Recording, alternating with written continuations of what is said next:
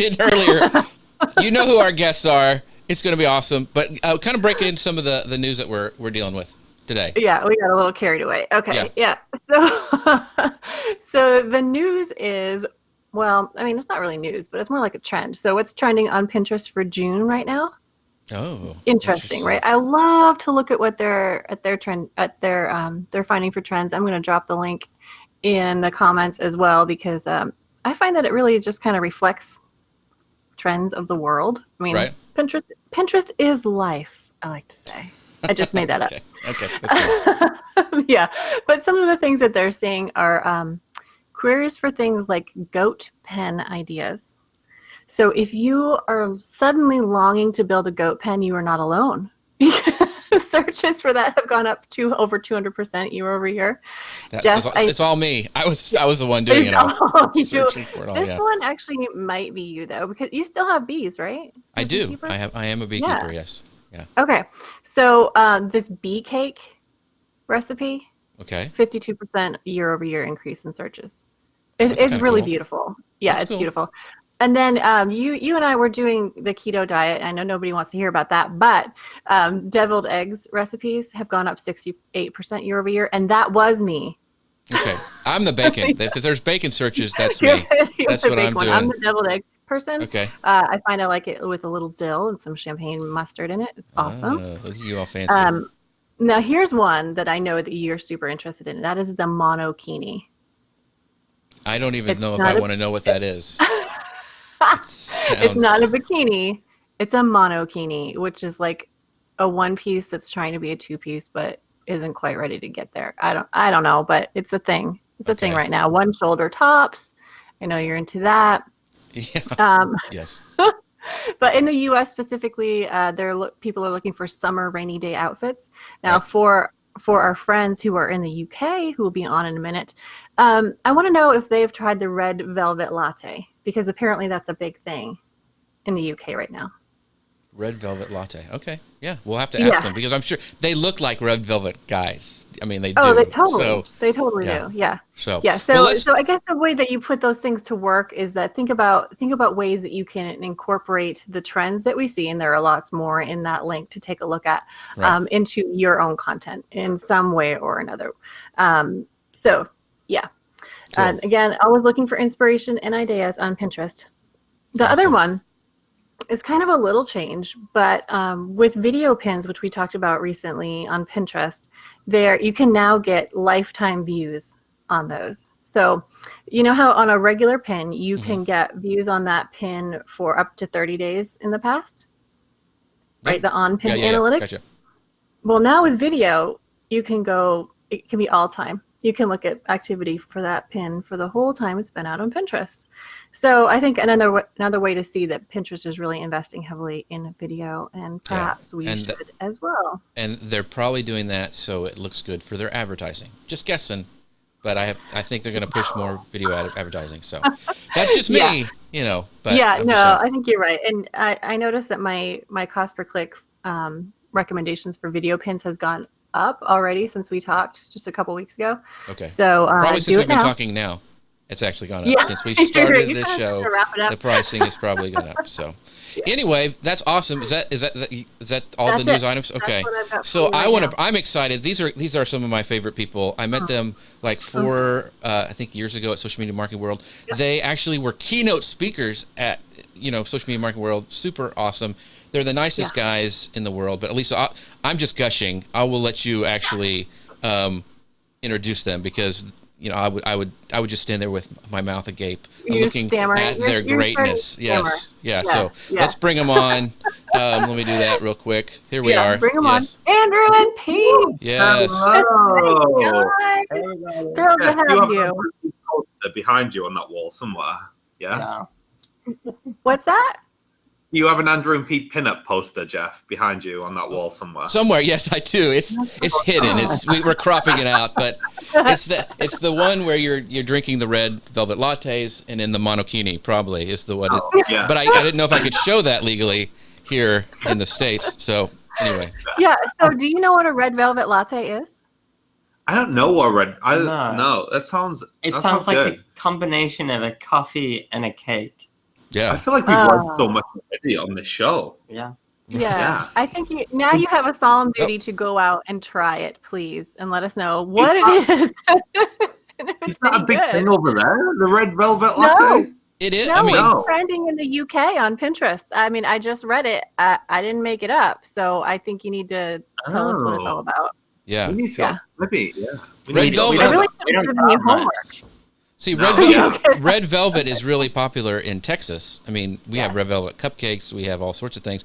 I don't think we've got a latte. We try not to drink our cake.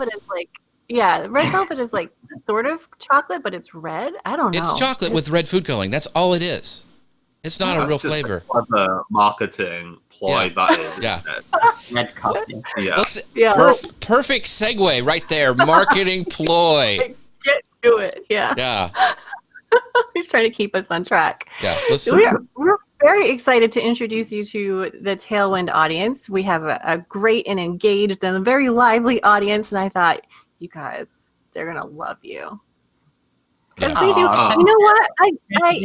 When I met you the second time at Social Media Marketing World, you had these amazing beach balls, and I gave them to some young friends of mine, and they just could not get enough of it. And you just have a way of creating memorable experiences and branding.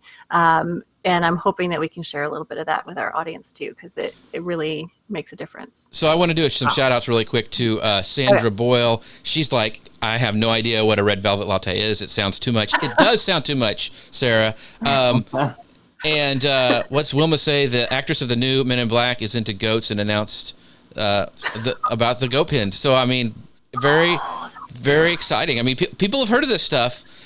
Michelle is in the UK, and she's never heard of the red velvet latte, so it may be a secret undercover thing that Pinterest is just lying to us about. I want to say hello to Sylvia from Germany. We're having trouble pulling on the comments. Facebook, it's broken. Who would have thought? But Clay, thank you for the shout out for the beard. It takes me so long to glue it on in the morning, but we're excited to have Andrew and Pete here with us, and so. Ask away, because they are super smart about marketing. They have they've got a book. I mean, at least you need to introduce them, because I keep rambling because I'm just gushing here. So introduce our guests. Yeah. So Andrew and Pete have a marketing agency, and they put on a conference last year. It's Atomicon, right? Yes, Atomicon. Right. Yeah, in Newcastle. Yeah. And I heard so much about this. I had a ton of FOMO, so thanks a lot for that, guys. But it was a huge hit, and it was just as high energy as these two, and I'm sure just as full of knowledge as you guys.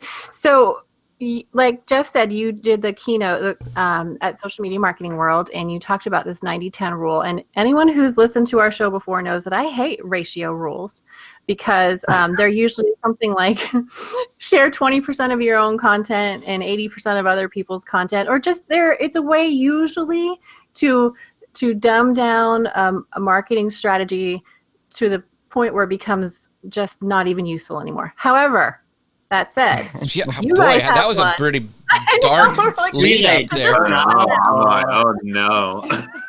Was his idea? Okay. No, you guys have one that is actually really good. It's the 90-10 rule. And can you tell us about that? Yeah, let's go for it. So we wanted to create the 90-10 rule. Kind of came from kind of a frustration. So we work with a lot of small businesses. Our community is kind of made up of small business owners. And we were thinking, and we were talking to a lot of them about why they were struggling with their content creation.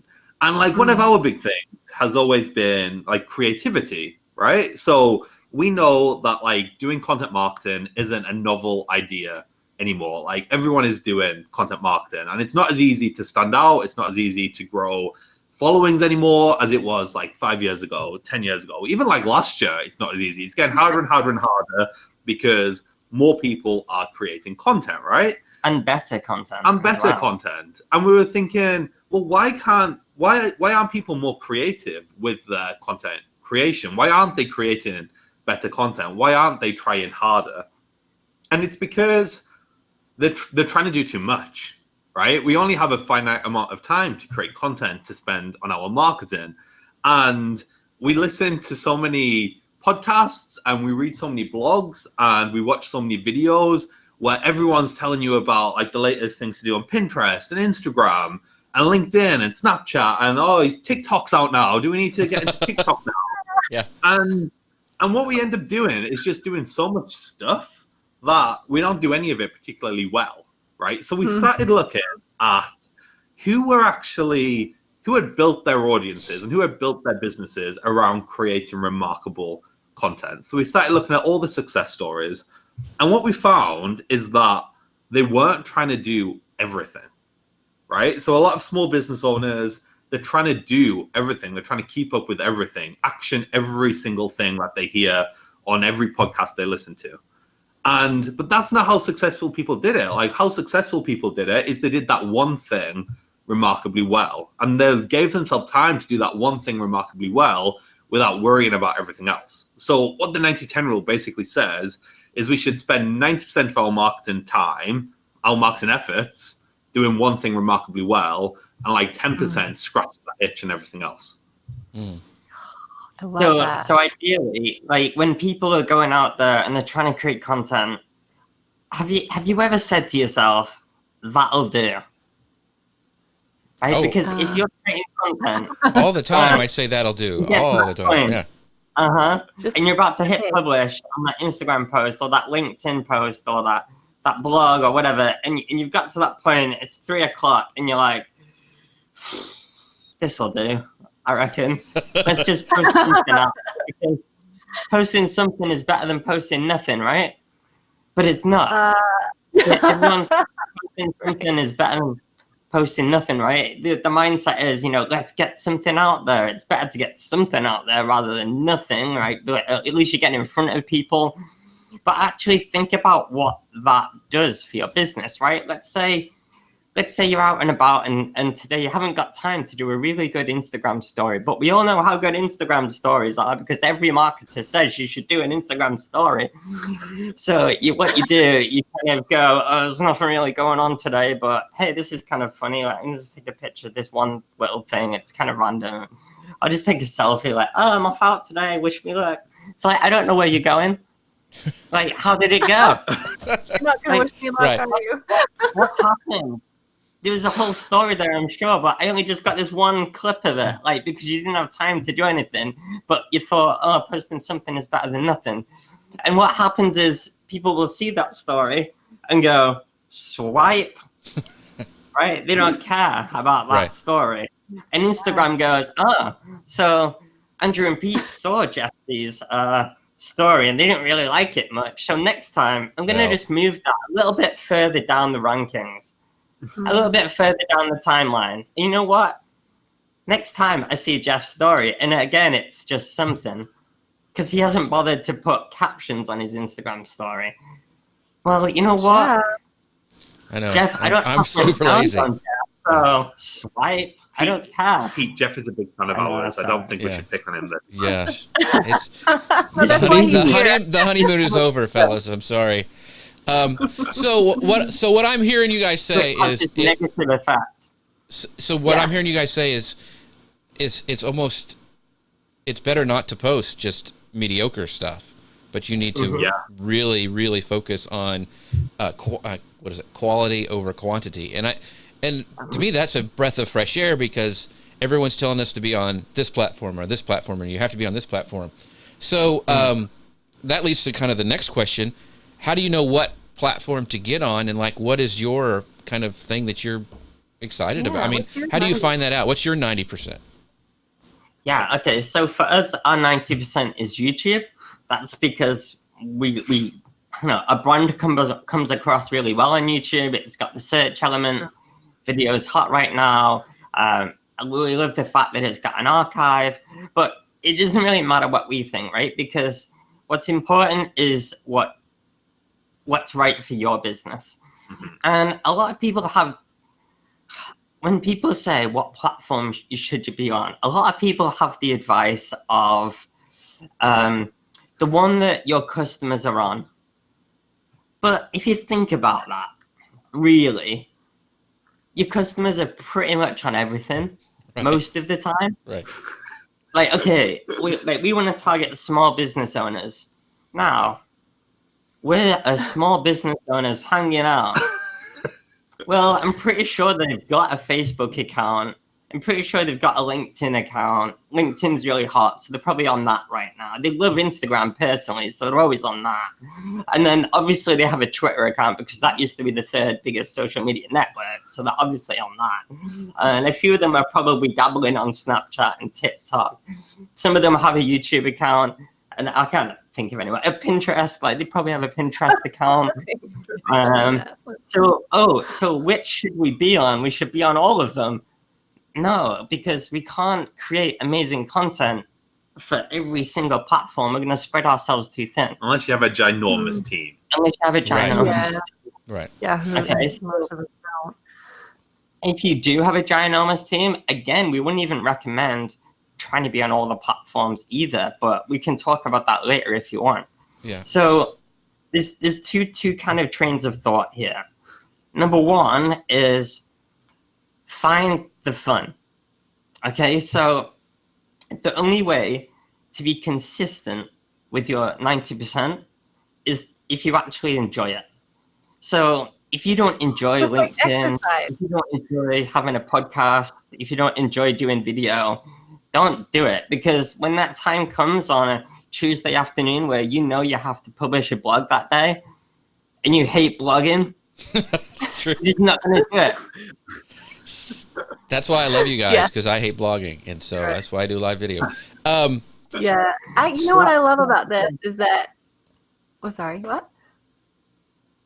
I was just going to say what I love about this is that it gives us permission to not try to be something we can't be, which is someone who's everywhere. But I'm really curious about what your current 10% is and what you've tried. Because that sounds like the fun part, right? Like, okay, the 90% is fun. Like the stuff that you love to do, the stuff that really works for you, that's really fun. But the little mad scientist part of marketers is really attracted to that 10% as well, I think. So tell me about it. Right. So like the 10% is used for that kind of scratching the itch on everything else, right? And I think if there's a lot of marketers watching, it's probably different to if there are other business owners watching. So if there's other business owners watching, then you probably don't need to be worried about what the latest thing happening on Instagram is, or if you need to be worried about TikTok yet.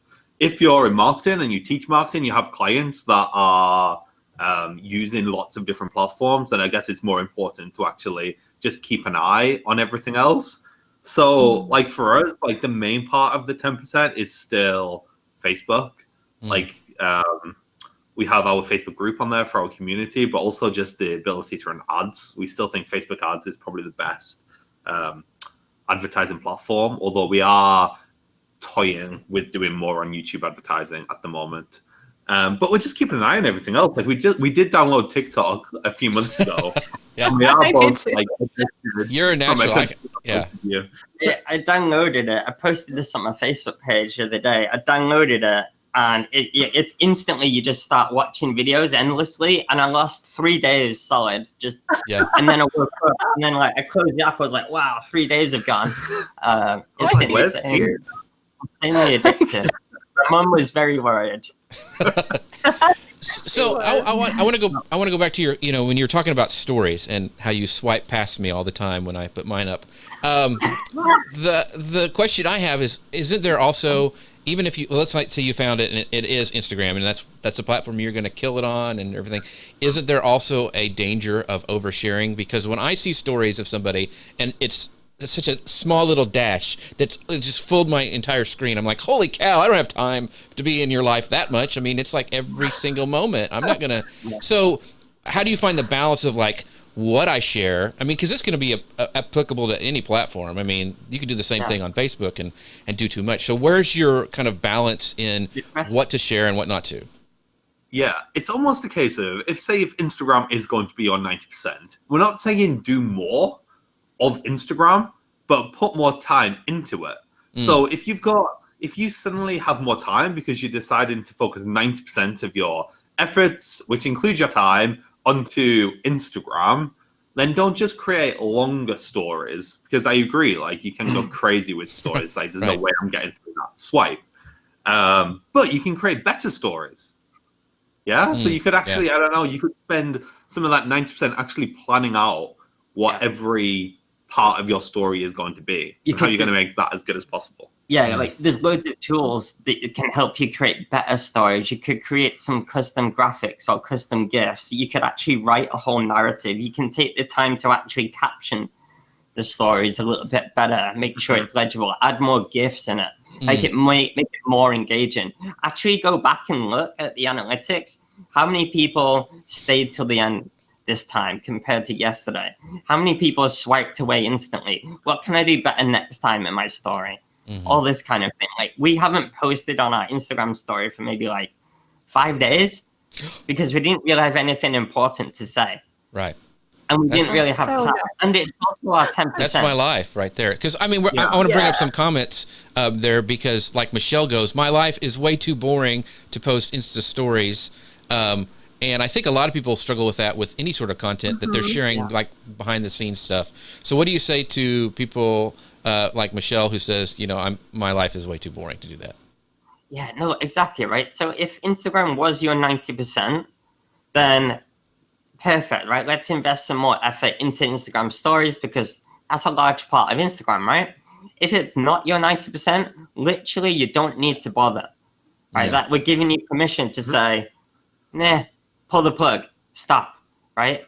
And focus on what is something that you enjoy and what will get you more results. But if it is, and if you do have, you know, a boring life, as it were, then you know what? Like, try and think about the problems of your customers, all that kind of stuff, right? And like, we're just here in the office by ourselves all day, basically. Like, there's nothing particularly exciting going on unless we're going like a speaking gig or something like that. So we just try and think about, you know, how we can actually be helpful to our customers and what stories are coming up or what frustrates us. So, you know, if we see someone make a post like, oh, you shouldn't be doing this on social media, and we don't agree with it, we'll start a little debate on the Instagram story. There you go. Hey, I've just seen this. What do you think about it? We're not too keen. This is why. Well, I'd love your thoughts. Why don't you share your thoughts? Yeah. We say the aim of all content should be to do one of two things, or both. Make your potential customers feel happier or smarter, right? So if you have a boring life and you can't make them necessarily happier, you can't be entertaining, then make them smarter, teach them something. That's great. Well, I want to bring up some more comments because we got some good stuff here. There, some of the guys people are saying, "Oh, I love these." Oh, Sandra's saying, "I'm loving these two. Awesome." I'm assuming they're talking about Andrew and Pete and not Elisa and myself. Thank you, but Kristen is saying, "Find the fun. That should be an office sign." So you got your next merch right there. You need T-shirts with that. Yes. And then Wilma says, "Thank you so much for this. I have come to this realization myself. So I have to focus on what I like to do and shelve the rest. As a single mom creating a new business, I just can't." And I think, I mean, like I was saying, it's a breath of fresh air to a lot of people. So I really, and other people are using the some fun hashtags in there, like "send help" now. It's just like in relation to TikTok. Yes, TikTok is one of those things. But yeah, so don't worry about it. Yeah. So can we talk about how to actually decide on what to drop? Yeah. Yes, please. Because I think that is a big fear people have when we tell them to do the 90%. They'll be like, what do I decide to drop, right? And whenever we're making kind of big decisions like that, we try to take as much emotion out of it as possible, right? And we try to use as much data as possible. So what we started doing a few years ago is every time someone joined our membership Atomic, we asked them like how they first came across us, right? And it's just like a really quick, and then every time someone joins, we've just got an extra tally. And we found around 50%, I think, of members came across us from our YouTube channel, right? And that was like the big indicator to us. YouTube should be the 9%, and we shouldn't necessarily be worried about all the other stuff. And when you can actually use data to make decisions like that, it kind of takes away a lot of the fear of actually stopping the rest. So we actually do say just like pull the plug, like literally just stop. Like if you are spending every Sunday afternoon, scheduling tweets to go out for the next week because some expert told you that was good like 3 years ago. But you think like when you're actually writing those tweets, you're thinking, is this actually moving the needle in my business, or is this just a huge waste of time? And you actually look at the analytics and it says one person in 10 tweets actually clicked through to read your blog. Yeah, like that should be an indicator that it would be okay to stop. And when we say stop, like, we mean like if you really want and if you got the resources, you can like repurpose stuff on those platforms, right, to get a little bit more traffic. I don't think it's going to help all that much, but you can still do that if you want. Yeah. But if you don't have a team of people to do that, like, don't bother. Put on a little sign on your Twitter account that says, pin it to the top, and it just says, hey, I create all my best content on YouTube or my blog or whatever.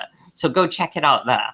Yeah. Like, so if people come across, they're not going to look at your profile and think, wow, this isn't like updated all that much and it's kind of rubbish and average. I'm not going to follow them. Right. Yeah. Instead, it's there's almost a reason. It's because I'm creating all this content over there. Like, go over there. That's where it's happening. And what you definitely shouldn't do is try to spend more of your marketing efforts. So people will often might be in that situation and they'll think, oh, Twitter's not working, and like beat themselves up and think I need to like throw more money at this or throw more time at this because it's not working. Like we were speaking to someone the other day that told us they hate doing Twitter and they were going to outsource it. And we were like, hang on. Like, does Twitter actually get you any business? And they were like, no. Like, so you're going to pay someone to do more on a platform that doesn't actually do anything for you. Like, where does your business come from? And she said, Instagram. We're like, well, if you're going to pay someone to make your Instagram better.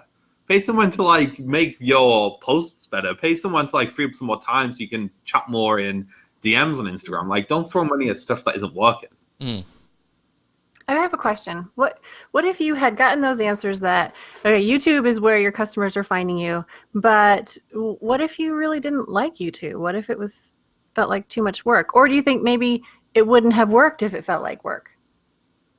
Yeah, I think that is a good point. I think if people are finding you on there and buying from you, then it's unlikely that you don't enjoy that. Because I do think like when you do more of what you like, it's got like kind of infectious energy. I think when people watch our YouTube videos, they can kind of tell we're having a good time, and so they have a good time. Right. And so when they're thinking, God, I really need more help growing my business, that's when they think, oh, you know what, I should really join Atomic. I already like that. If we would like sat there like really bored and not enjoying it, I think you could tell. And I think when people are blogging and not enjoying it, I think you can tell as well. Right. And therefore it doesn't work as well. So I want to bring up a comment from Sarah Boyle. She goes, I've dropped Facebook and Twitter. I don't enjoy using them on a daily basis, and my blog works a lot better with visual platforms like Pinterest and Instagram. All I do with Facebook and Twitter is share my blog posts automatically from WordPress when they're published. So she's found what really works for her. That's perfect. That's perfect. Good. Yeah. We need to check out Sarah. You might be in our next keynote. Yeah. There you go. Example. Yeah. Drop it like it's hot, Sarah.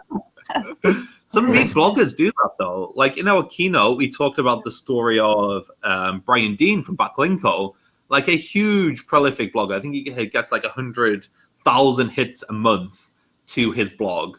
And if you check out his Facebook, it's pretty much exactly the same as Sarah's. It's just sharing links to his blog. Like he's doing everything that Facebook experts will tell you not to do. Like Facebook does not like links. And yet like one of the best bloggers in the world is just posting links to Facebook. Mm-hmm. One of our comments from Paul. What are you saying, Lisa? I just said that's just because he does blogging so well that no matter where people see it, they have to go. Yeah, it really does illustrate your point perfectly. Paul goes, and there's been some comments in the chat talking about using, making sure use data too. You want to do what you like to do, but also use the data. And Paul goes, even as a small business owner, we have combined all our stats into a Google Data Studio page that we use to make many of our marketing decisions. It starts with a mission statement, then KPIs, and then the data. So I think he's even like that's just way more than most people do. So way to go, Paul. That's a way to make some of those decisions. That's what I was saying. I don't know if Paul saw that before or heard that, but I think it's because we called it data. Data. Data. Yeah. That's all right. Well, the Say schedule. Yeah. What do you call things you have to do in a day? On logic and data. Not just gut feelings. I think we all make too many decisions based on gut feelings. Yeah. And oftentimes those gut feelings are based on like the false stories that we tell ourselves in our head. Like, to reach everyone, I need to be on everything. Right. Or this person's going to miss out if I don't post on Twitter all the time. Or, stuff like that. And I think sometimes we cloud our judgment with the emotions inside us. And we do need to use more data. Data. So you guys have a unique visual style, and we tried to pull that into the graphics for today's show with the bright pink and the yellow and the emojis. How did that come about? Because it can be hard to find something different and I don't know, unique. It's funny. So when we actually started our company back in 2011, we were 21 and we were fresh out of university. And we set up it was a branding agency pretty much. And we tried to almost hide ourselves behind this like corporate look. So our style back then was very much kind of navy blue. And I think we had like the odd tiny bit of orange in there. I think the exact color code was boring blue. Yeah. Yeah. With a mix of generic orange. Right. Yeah. And we soon realized that like that wasn't us, and that was never going to kind of stand us out. And we started being we did a lot of networking back in the day. We don't do any networking anymore. But back in the day, we went to networking events, right? And we were surrounded by corporate guys in suits. And we even put on suits at first. And then I don't even know why we did it. But like one day, we thought, like, screw this. We're not putting on the suit. We're going as ourselves, right? And we built up a really good local community based on us just being these two fun guys that did marketing. We were in our early 20s at the time, and we had like this kind of craziness about us. But you looked at our online branding and it was like this boring blue. So we soon like changed that, and I think we went like over the top at one point, didn't we? We had like literally every color under the sun was part of our brand identity. And I don't know, we get bored easily. So it's only been bright yellow and bright pink for maybe a month or two now. Yeah. I think the point is that our brand didn't work for us at the beginning because we were trying to hide our personalities and we were not playing into our strengths. Our strengths were, like, we'd always thought that being young was at a disadvantage, but actually we needed to use it as our advantage. Right? Because we're young, we have more energy. We're maybe a little bit more enthusiastic. Maybe we're better on camera for that reason because we're more enthusiastic. Maybe people assume we know more about social media and digital marketing because we're younger. Mm-hmm. So we tried to play up to those. And by having that boring brand, it didn't allow us to maximize that potential. So it had to reflect our personality and our strengths.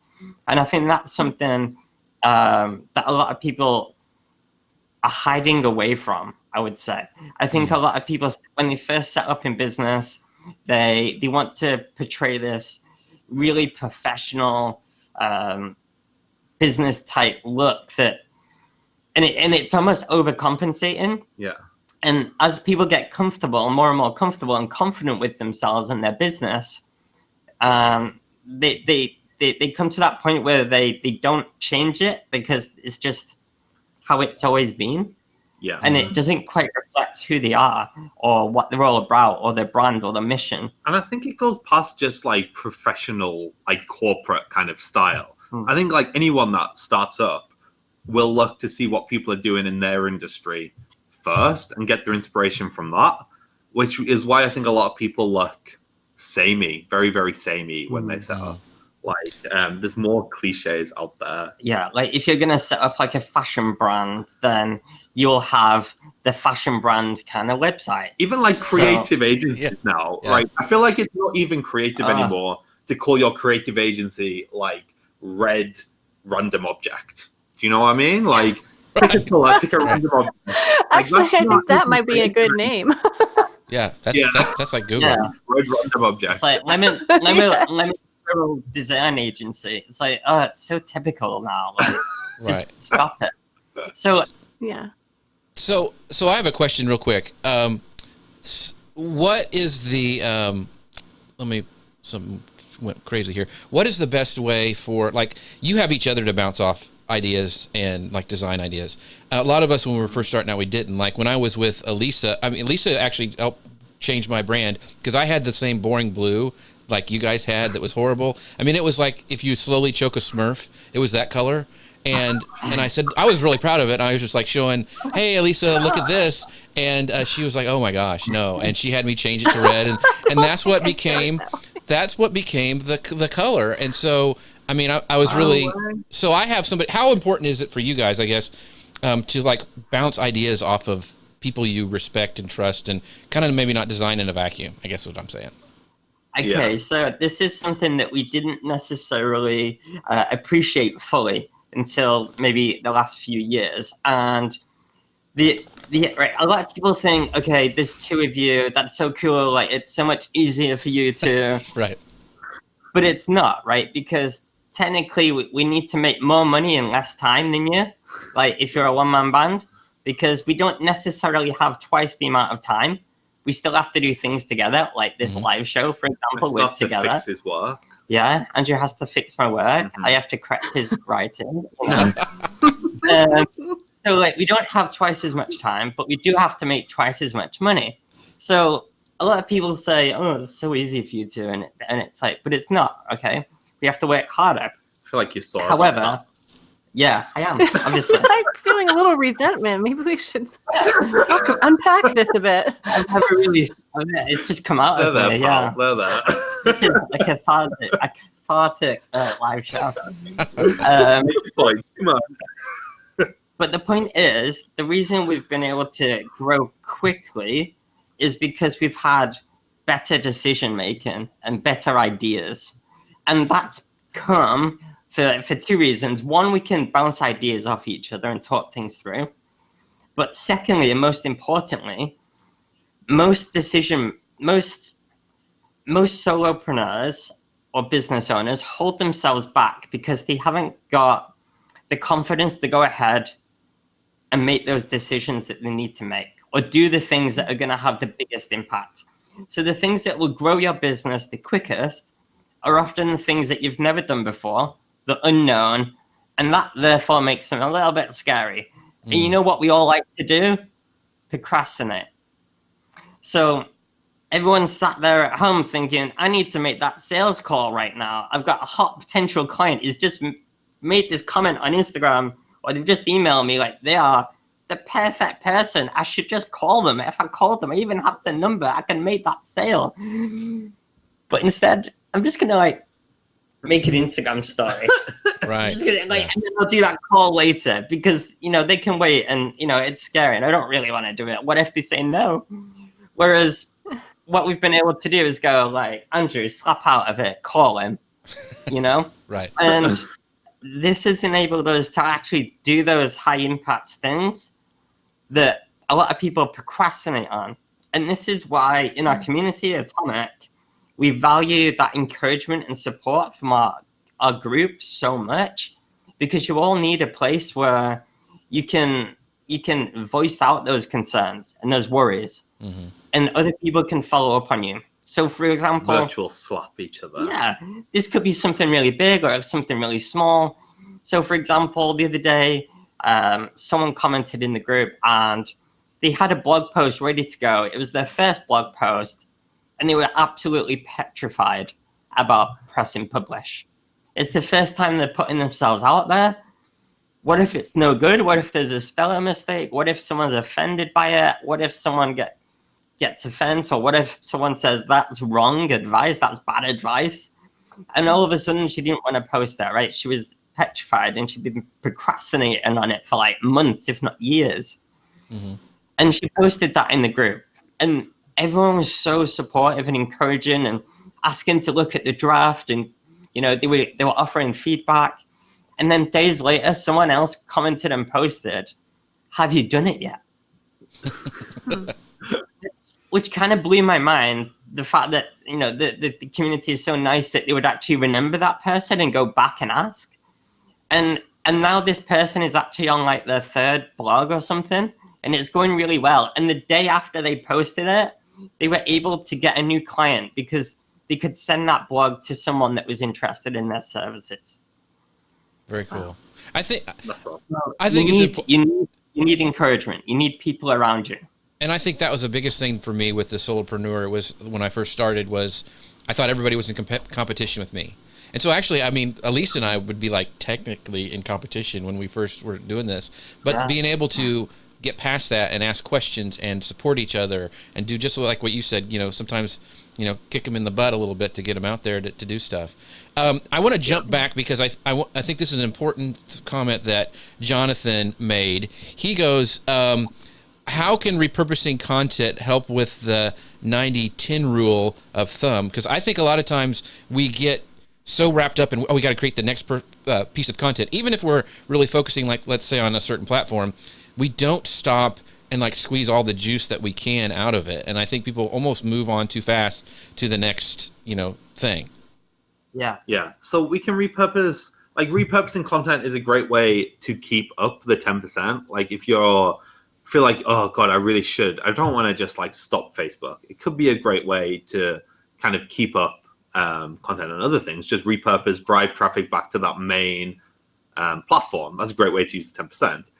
But you could also repurpose, like on your current platform, like repurpose something from your 90% into your 90%. So if something really worked on, for example, YouTube. So if we look at our YouTube videos and we found a video from like a year ago did really well, then we might want to do that again. Like there's nothing stopping us repurposing that video for YouTube. Like there's nothing stopping you looking to see what Instagram posts did really well from 12 months ago or from 2 years ago and trying to repurpose them or reuse them, or even if you just reuse some of it to keep investing in that 90%.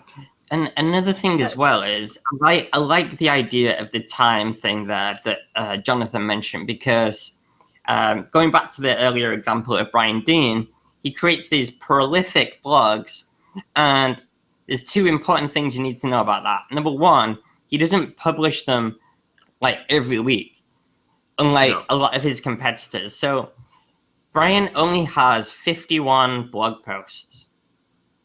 Now, if you think about most like SEO companies or agencies, like they have like 100 or 1,000, and they publish new ones every week or every month. Brian only does them every 4 to 6 weeks.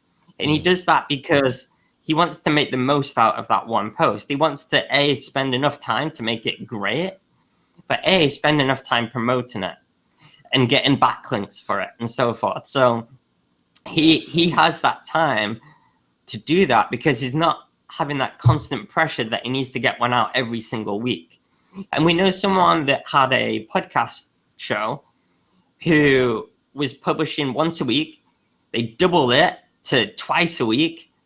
And you know what? They just didn't get that much from it. And now they've gone back to 1 week or even fortnightly, once every 2 weeks. So fortnightly. That's I don't even know what that is, but it sounded cool. You don't use that word over there, do you? I like that. Jeff, when you're coming over to the UK, we're gonna have to give you like a dictionary or something. I know. I'm gonna be so lost so fast. I need you to be around and translate me. So I like what you said in a connection with, we can apply this to Pinterest really well, because if you had a blog post that brought in a lot of traffic, a lot of leads, and even business, and because of Pinterest, you can absolutely remake the image. So change the background, change the text on the image, and pin it again just to get more out of that content that you already know works. And we know we need to do that for Pinterest because they want more content, but that doesn't always mean you have to blog more or you have to make more videos, but you do have to make more pins. So yeah, repurposing is your friend on Pinterest for sure. Cool. So one of the last questions before we kind of wrap this up is, and you guys are great at this, is how do you keep them from ignoring your content? I mean, you know, you said you really worked hard on YouTube. So what did you do so that you weren't ignored, and one, that you can like kind of make a splash in almost a pretty, I mean, it's a crowded place. So how did you go and study other YouTubers? And, you know, I mean, you mentioned you went for it because of Surge and some other things, but what did you do so that you would stand out? Were you really did you have a plan, or did you just throw stuff up the wall and see what stuck? This is such a great question. I'm like brimming with things to say right now. So there's so many different bits of advice I could give here.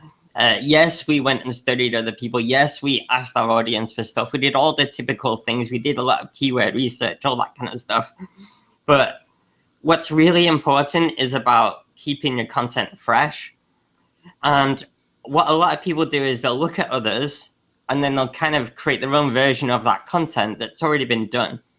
That's not good, right? And there's a lot of experts out there, and they're all kind of spouting out the same information. And if you don't have anything new to say, then you're going to lose interest, because people want to follow the people that have new perspectives and that bring something new to the table. And if all you're doing is the same thing as everyone else, but maybe more averagely or slightly differently, then you're missing out. Okay, you're not going to grow as fast as you could do. And another thing on that is we live to follow what we call reaction spikes. So there's a guy called Joe Wicks here in the UK, and he's a fitness and nutrition guy. And he's basically like a multi-millionaire celebrity now. But back in the day, he had like 500 Instagram followers. He wasn't making any money. He was kind of screwed. So what he did was he started doing Instagram video when that first came out. And he started doing these videos, these lean in 15 recipes, which are really fast cut videos, because you had to fit a whole recipe into 15 seconds. That's all you were allowed back in the day when Instagram did video. And he basically, nobody really liked him. They completely bombed. But instead what he did was he tried out a bunch of different stuff. And he started getting a bit louder and cheekier and throwing in like silly catchphrases. Right. Excuse me. And people really started to respond to it. Like, they really started to enjoy it, and so he did more of them.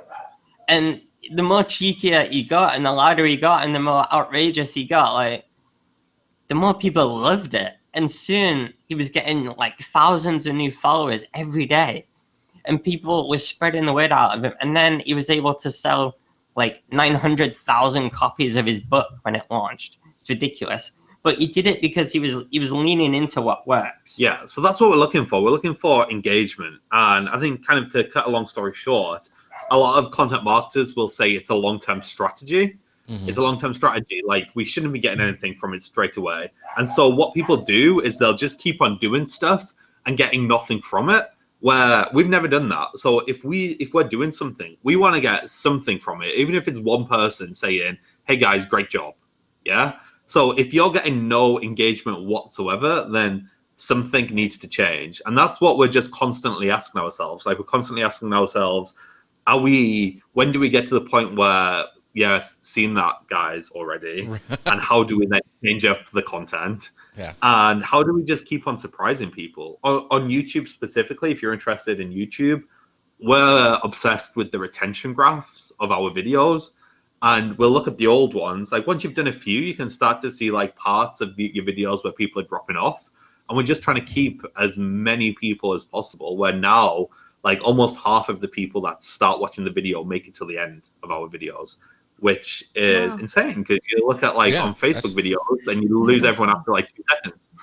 Except on this show. On this show, it's great, but once you get in, you can't get out. Yeah, you're stuck. Yeah, you can check into our hotel, but you can't check out. That's right. One of the things.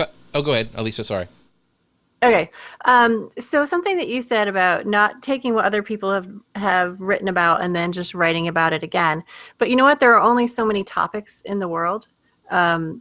So I was thinking, well, how do you do that? But then you kind of answered it when you said that this guy, Joe, I mean, how many things can you say about recipes and nutrition? There are different schools of thought, but it's nothing that hasn't been said before. So the key is either, point of view and opinion or personality or both. And we all have those. So what I'm hearing you say is that's kind of the key to success beyond just the topic. Yes, definitely. And don't be afraid of not going along with the general school of thought either. So we're constantly questioning everything. So if someone says something or if something's just the standard in your industry, like we have debates all the time, just like on the way on the car, or we'll see something and we'll constantly just be discussing if what people say about marketing is still true. And if something isn't or doesn't quite go with us, we'll explore that. We'll explore why. And we're always asking ourselves, why do people think that? And is there content that we can create from that doesn't just paint us in the same box as every expert out there saying the same stuff? Yeah, and trying to go deeper. Like, that's how the 90-10 rule came about. Like, we were gonna do a talk about how to create content that stands out. But what we realize is after a year or so of teaching that nobody can do it because they don't have time.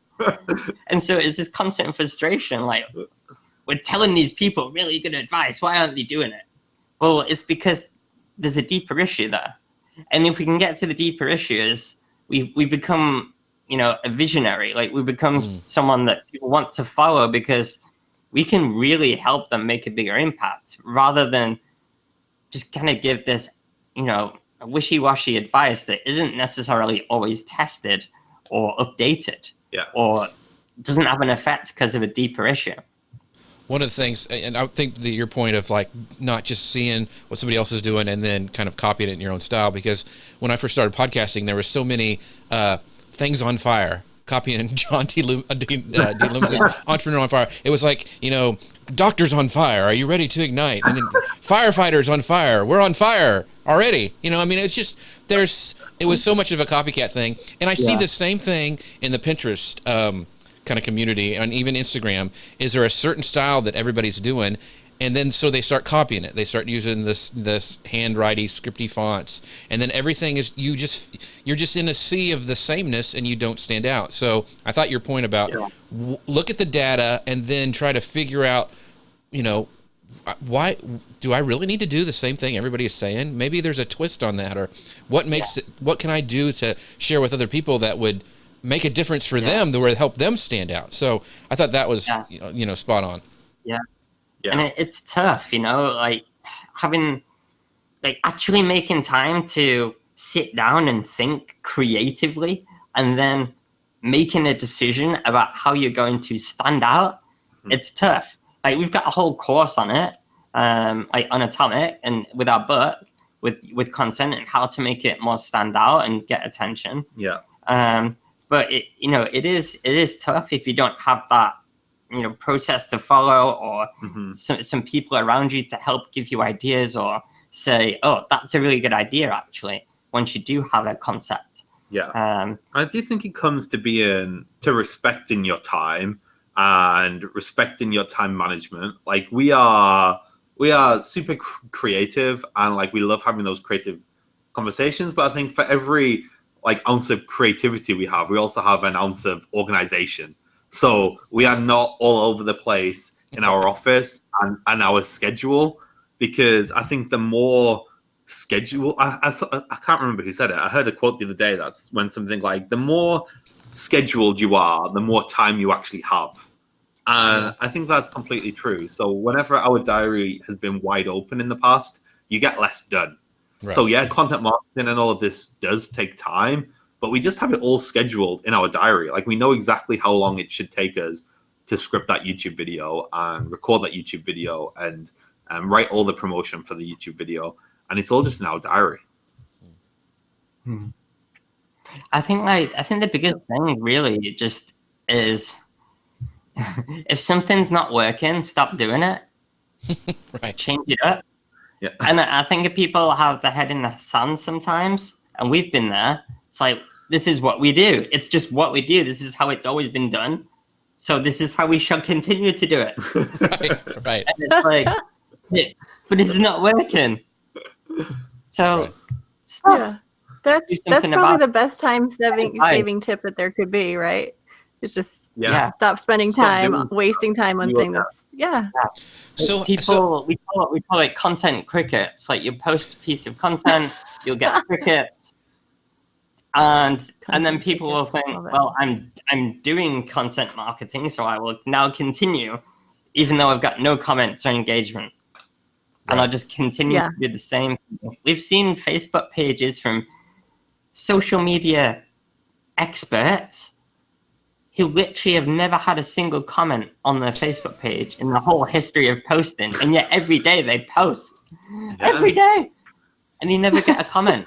It's always the same type of post that doesn't get engagement. Just think, like, what could they have done with that time that they've taken to write every one of those posts?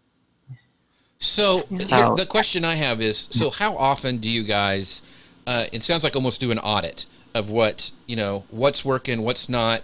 Are we getting stuck in a rut? Do you try to do like practically, I mean, is it a weekly thing, or do you schedule a time like every month to kind of go like, okay, let's look at our content. That's not really doing what we need it to, so we're going to scrap that. We'll put something new in there. How often do you guys do that? We do that once a month. So we actually have a board meeting with ourselves. And to be honest, it's usually in a pub. So we'll take our laptops to the pub, and we've got an Excel spreadsheet, well, actually a Google spreadsheet, that has just got everything that we want to talk about every month. So we'll talk about, okay, what YouTube videos have we done? How have they done in comparison to the last batch? We'll look at not just like vanity metrics like that, but we'll think about, right, how many new customers do we have this month? Where have they said they've come from? And we're just every single month, and we didn't always do this, but I think since we have been doing it, it's just eye-opening. Like, if you don't, a lot of people don't have the data or the data. A lot of people don't have the data. And if you don't have it, then you need to start collecting it. That's a great piece of advice. Yeah. Elisa, do you have some final thoughts as we wrap this thing up? We've had some great comments, but we're getting close to the time. Yeah, we are. So if you guys didn't have each other, what would you do? Oh my God. I'll probably cry. I've got justandrew.com just in case. I've got andpete.com. It's funny. I was studying to be a management accountant. That was one of the routes I was going to take after university. And Pete actually applied to work at Google, didn't you? Yeah. And then, it was like summer before we graduated, we decided to just go for it. We thought, like, now is the best time if we want to actually run our own business to try it before we have wives and mortgages and kids. That's right. And the rest is history. It's awesome. So where can people find you, like, on the socials? You know, you mentioned your YouTube channel. So give us kind of shout outs where people who are watching the show can find, where to watch your videos, or you mentioned, you have a conference, all that stuff. Where can they find out stuff about you? So, like, everything is at andrewandpete.com. We'd love you to go check that out. Our 90% is YouTube. If you go to andrewandpete.tv, or there are links from our website, that if you search Andrew and Pete on pretty much anything, we will pop up. We create videos every single Tuesday. So one has just gone out today. And our conference, Atomicon, is next April. We'd love you to check that out as well. There are links on our website, andrewpete.com. Cool. Yeah. And if you don't have an Andrew or a Pete in your life, then look at a group. Yeah. Like your group, right? Yeah. Some support, form a mastermind. That's exactly what Atomic is all about. So it's like the program to help you scale your business, grow from, one-to-one to one-to-many kind of a model.